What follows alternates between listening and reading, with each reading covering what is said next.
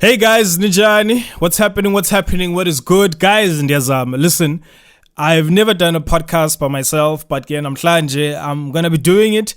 I'm generally here joined by my main man, Marvin, but as some of you guys might know, I'm in Oxford at the moment. I'm studying with my wife, and so we're trying out new things, and so I thought, hey, why not do a podcast by myself this side?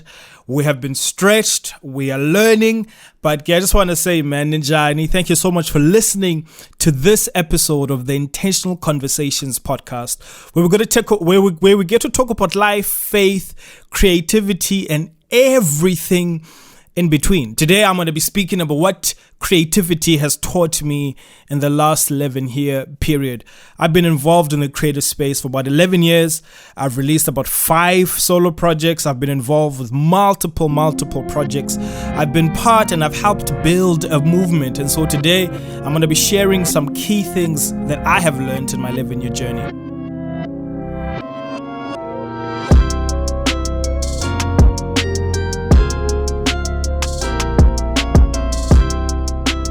What creativity has taught me. I really believe that life is interconnected, that things are very connected in our lives. I think we're living in this very big dilemma where you think that once you do something in one area of your life, it does not affect every area, any area of your life. But I really think that life is connected, and what happens in one area usually affects what happens in another area. I'm fascinated with how creativity, art, music, or whatever it is, has a way of shaping us and of forming us into the people that we should be in our lives, purely because I don't believe that what you do on one side doesn't affect the rest of your life. And so I'll be sharing some lessons today that I think will be valuable to you, whether you are creative or whether you are not.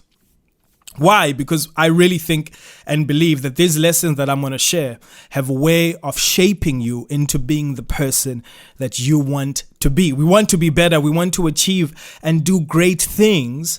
And so for that to happen, it does mean that we need to take some fundamental principles and values and apply them into your life. For me, I'll be sharing from my own perspective. As I've said, I've worked in the creative space for about 11 years, and it's not a long time. It's a very short time, but I was a 17-year-old child or teenager who had a passion for music, who had a passion for art, who had a passion for creativity, who wanted to reach this world, wanted to reach his friends.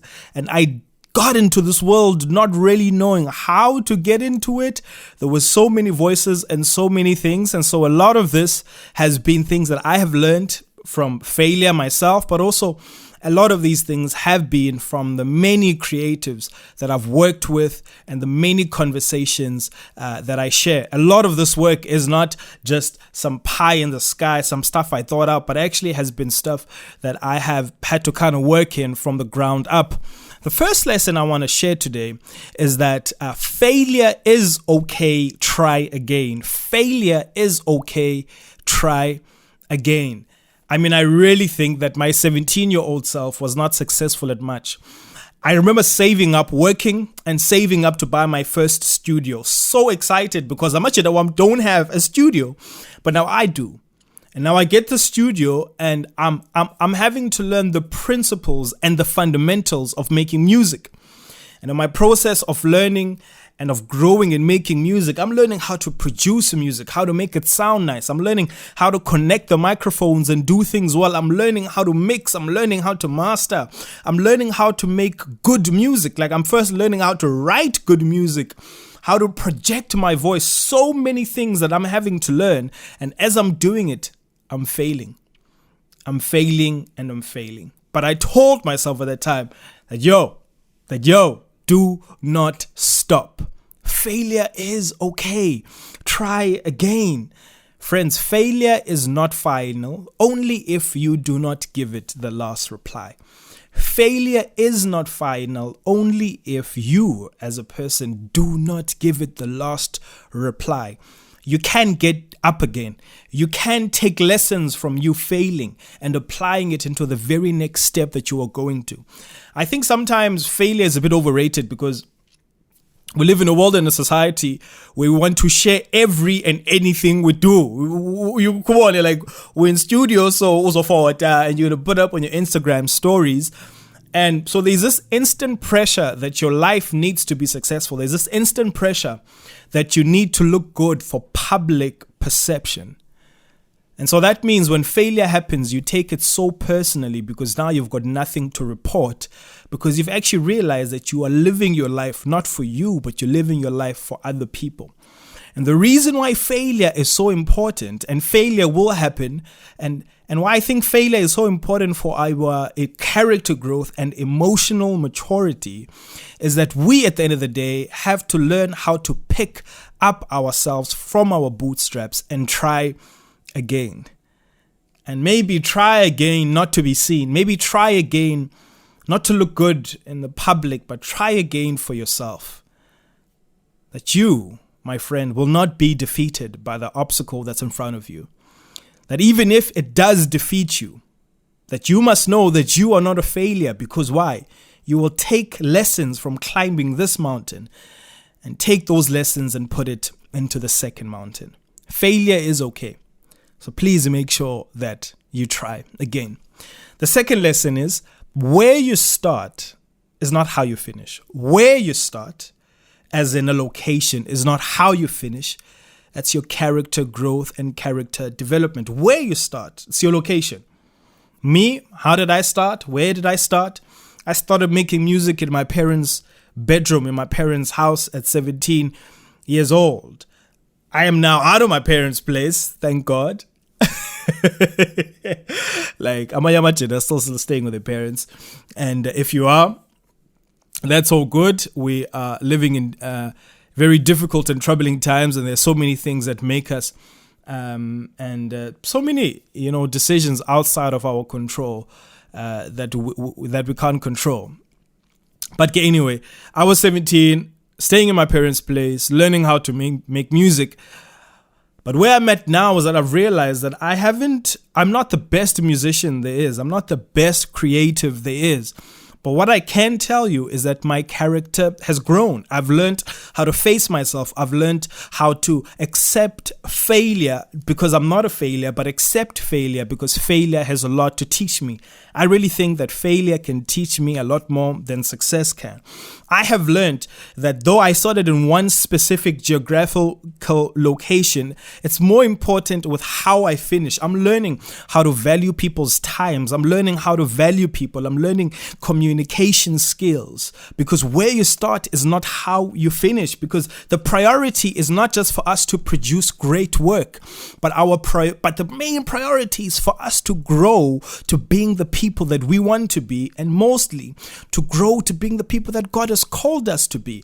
That is about growing from the inside out, not only from the outside in, because usually the outside in does not work. It has to come from somewhere. So where you start is definitely not how you finish. But let's be honest, let's talk. A lot of us are dreamers. We've done amazing things in the past, and we want to do some amazing things. But let's be honest, me and you have started too many things that me and you have not finished. We start things, and then in the middle of them, we pause them. We start things in the middle of them, we put excuses. We start things, and then life's responsibilities take a hold of us. At that very moment in time, we need to realize that when we put pause on our decisions, when we put pause on our plans, when we put pause on our ambitions, it means that there's a lie that we have believed. You are not good enough. There's a lie that you have believed that nobody from your place or where you grew up could make it out of there. There's a lie that you have believed that you are not resourced enough. There's a lie that you have believed that you do not have enough connections for you to make it out. There's a lie that you have believed that you are not good enough, that you can't change your situation and world. There's a lie that you have believed. And so the question that we need to ask is, what lies are we believing about ourselves? Because remember, friends, where you start is not how you finish. If you finish how you've started, it means that you are not bettering yourself. from the inside out, that your character is still very much the same. And so when we find ourselves wanting to take and put a pause on our dreams, when we find ourselves wanting to put a pause on our aspirations and plans, it means there's a lie that we have believed about ourselves. And friends, we need to look at the truth and look at it and look at it and look at it up until it sobers us and puts us into a place where we can actively believe and walk in the truth and the reality of who we are. Where you start is not how you finish. The third thing is with anything in life, no matter where you are, no matter what field you are in, is that teamwork only works when the individuals work. Teamwork only works when the individuals work. When it comes to making and doing amazing and phenomenal things, intention comes up, passion comes up, gifting and ability comes up, connections come up. And as much as I think those are all amazing characteristics and things to have in people that you want to work with, but I don't think it's the glue that gets the job done.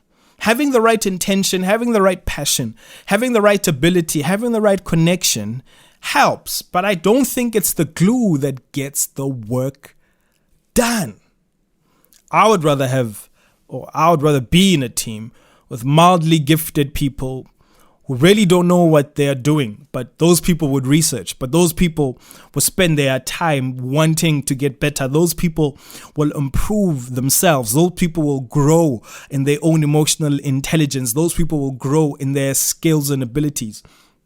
Those people will want to spend time with people in the field that they are wanting to grow and improve in. I would rather have people that are just mildly gifted or not gifted at all, but will spend the time to grow in wanting in what they're wanting to do. Because I think sometimes a lot of teams just do not work because you've got extremely intelligent and extremely talented people who think that is what it takes for teamwork to work. And it doesn't. Teamwork takes a lot of work. And so the question when it comes to that is, what am I doing to better myself?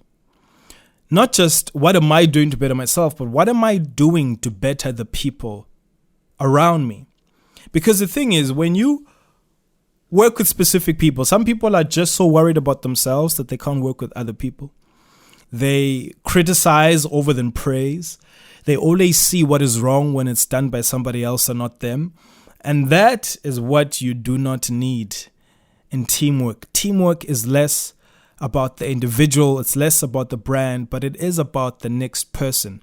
It is about the people that you are working with, because when people feel empowered, when people feel loved, when people feel supported, those people will do amazing and great things. Teamwork only works when the individuals work, and that work is not just the physical work, but it's encouraging one another.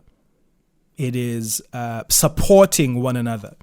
It's knowing the answer and not wanting someone else to look and feel bad, but being with them in their struggle of wanting to find the answer, encouraging them, not putting people down, not speaking behind people's backs and saying, "Yambona lamchita, uzenza bhetele but ke jonga, kamjonge." Ukubona, teamwork really does work only when the individuals do the work. My fourth point is that you, my friend, have turned blank pages into beautiful landscapes, that you are a miracle worker.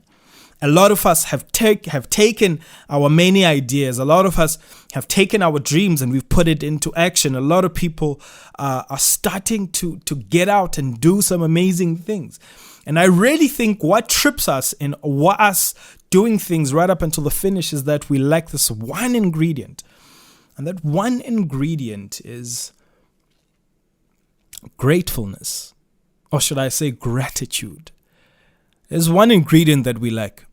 Because in our aspiration of doing so much, we forget of the work that we've done now. We are so looking at what is ahead of us that we actually can't look back and say, look at what God has done. Look at what obstacles I've had to achieve. And I really think your remedy for you to see yourself as a miracle worker is to see the miracles that you have been part of. It's for you to be grateful for the things and the obstacles that have come your way. For you to say, I used to be scared of that. I couldn't do this very thing. There was a moment and a time when this was a problem and an issue to me, but by the grace of God, look at where I am now. By tenacity and hard work, by doing the right things and being diligent, look at where I am now. And I'm telling you, friends, the moment you start doing that, the moment you start showing gratitude in your life, going back to people who have helped you and saying thank you, going back to the people that were there from the very beginning and saying thank you for their words, for their affirmation, I'm telling you that you will do great exploits. That you will do great exploits, because you will not take any season in your life for granted. You won't take any achievement for granted. And the moment you start showing gratitude, I'm telling you, you'll be able to achieve and do much. Because at the end of the day, I think you'll realize that it's not just you. It's not just you. You've got some people in your life that have been backing you. There's things outside of your control that have put you in the place that you are in now. And that will give you a responsibility that there is much more. The horizon looks so much better that if I was able to overcome that, I'm telling you, I can do more. Friends, you are a miracle worker. Keep bringing dead ideas, dead ambitions, and dead plans into life. Why? Because you are a miracle worker. And if you struggle to see that, look at the miracles in your life and text me back. The fifth thing I want to speak about is that it might never be complete to you, but it is perfect to someone else. It might never be complete to you, but it is perfect. It is absolutely perfect for someone else. We all want to achieve and do amazing and great things. But I think one thing that kills us, and one thing that suppresses our talents, something that suppresses our ambitions, is that we do this one thing that I do too often. And I want to stop doing. We compare. I compare my A to somebody else's B. I compare my D to someone else's F. And I think that doesn't allow you to see what is happening within inside of you, to see the journey that God is taking you through as an individual. I remember when I first started making music, I would spend music thinking I'm appreciating someone's work, but actually I'm comparing myself to them.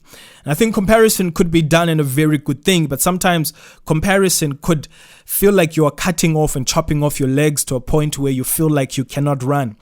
You can get to a place where you appreciate someone else's work to a point and a place where it starts to depreciate the gifts and the calling that God has put into your own life, to a place and to a point where you do not work your gifting. That, friends, you are not somebody else, that you are unique, that you are special, there is no one that can do what you do the way that you do. And we need to stop comparing our journeys, comparing our lives, comparing our situations and scenarios, and comparing our connections. We are all not going to be topping charts and doing all amazing things, but we can do amazing things day in and day out for the people that are in and around us. There are opportunities that me and you have that some people will never have. And so we need to take that and make sure that we grasp it. It might never be complete to you because you compare yourself to other people, but it could be perfect to somebody else because that person will see what is happening in your life, and they will appreciate the work, the effort, the relationship that you have to a point and to a place where it is perfect to them. Friends, it might never be complete to you, but it is perfect. It is perfect and absolutely perfect to somebody else. Take a hold of your journey.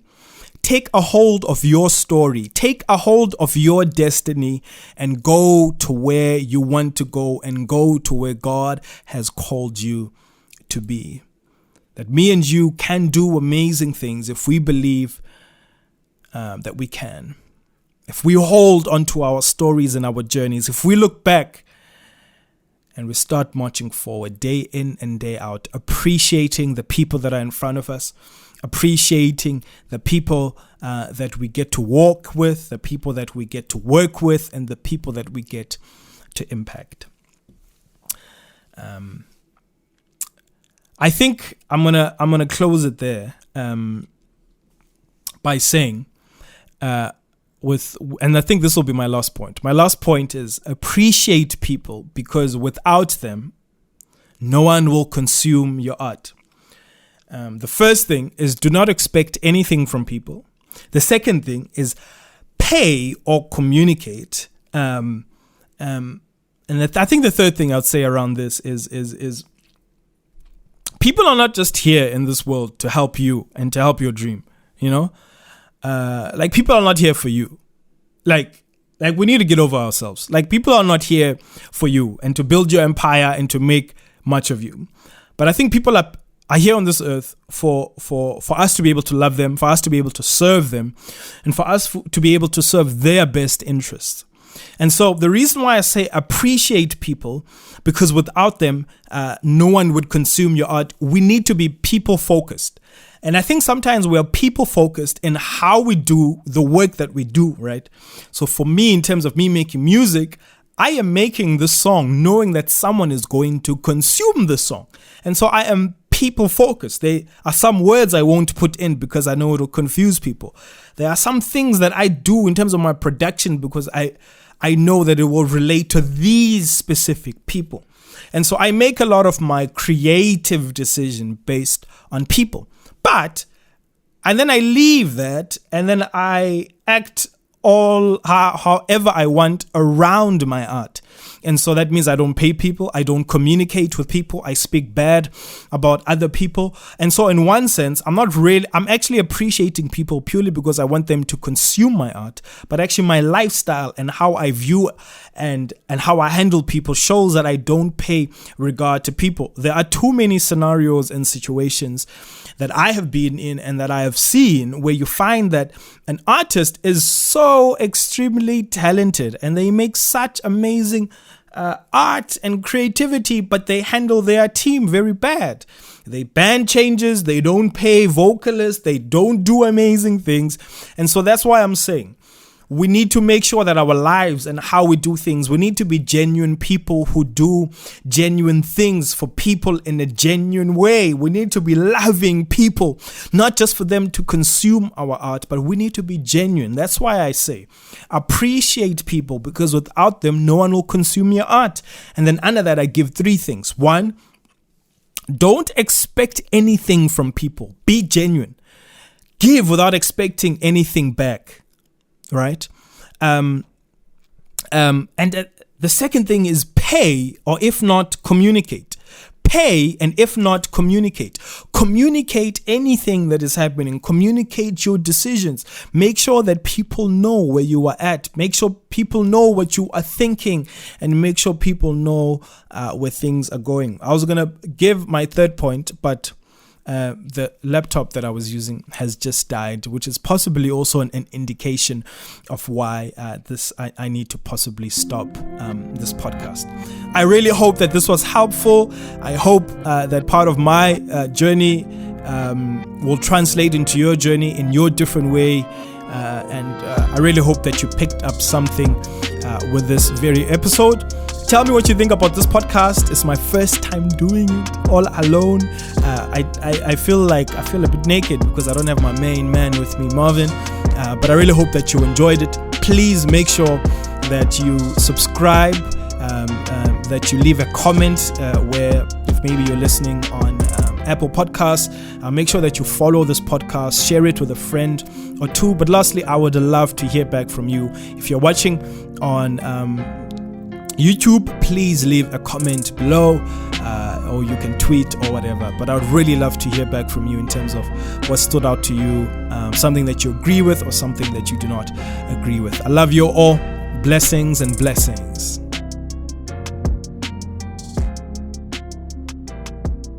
Hey guys, thank you so much for listening to our podcast. We've been so encouraged with how people are finding it and how people are enjoying it. And it's lit a fire in our hearts. Please, could you consider supporting us on our Patreon page? The Patreon page is purely just for people to give a monthly kind of strip in, just to help us sustain what we are doing so we can expand, we can get better, and for us to be able to pay the people behind all of this amazing work. So please do consider, share this with everyone. Appreciate y'all. Blessings and blessings.